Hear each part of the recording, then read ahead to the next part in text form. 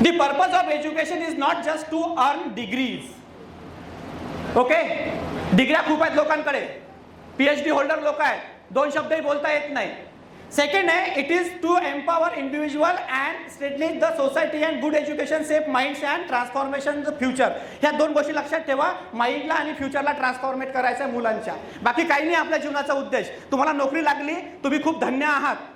आम्ही जळतो तुमच्यावर की तुम्हाला नोकरी आहे, आम्हाला नाही आहे म्हणून. बरोबर आहे ना? राईट, बरोबर आहे. का? कारण की तुम्ही शिक्षक आहात. माझा हा प्रश्न आहे सर्व शिक्षकांना की तुमच्यापैकी किती शिक्षक पहिल्या दिवशी टीचर बनले होते जेव्हा तुम्हाला समजायला लागलं तेव्हा? यांचं ऐकणं खूप इम्पॉर्टंट आहे आपल्याला. तुम्ही ऍक्सिडेंटली शिक्षक झालेले आहात सगळे.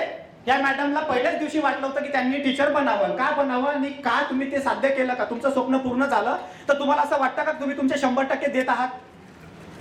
माझे स्वप्न खरंच साकार झालं की मी शिक्षिका झाली. आणि मला असं वाटत आहे की मी शिक्षिका झाली त्यामुळे मी चांगले नागरिक